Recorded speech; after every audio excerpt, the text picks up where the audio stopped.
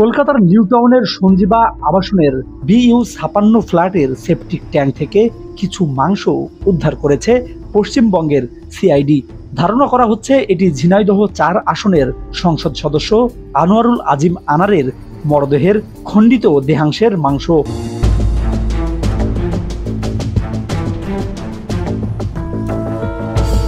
মঙ্গলবার 28শে মে বিকেলে এ তথ্য নিশ্চিত করে CID জানায়, ফরেনসিক পরীক্ষার পর এগুলো আনারের মরদেহের অংশ কিনা সে বিষয়ে পুরোপুরি নিশ্চিত হওয়া যাবে। প্রত্যক্ষদর্শী ও আবাসনের সোয়ারেজ সিস্টেমের কর্মী সিদ্ধেশ্বর মণ্ডল জানান, এখন পর্যন্ত ওই সেপটিক ট্যাঙ্ক থেকে প্রায় 4 কেজি ওজনের দেহাংশের মাংস উদ্ধার করেছে পশ্চিমবঙ্গের CID, যেগুলো কাচের জারে লবণ মিশ্রিত পানিতে রাখা ছিল। তিনি আরও বলেন, মাংসের টুকরোগুলো অনেকটা পাকোড়ার মতো দেখতে।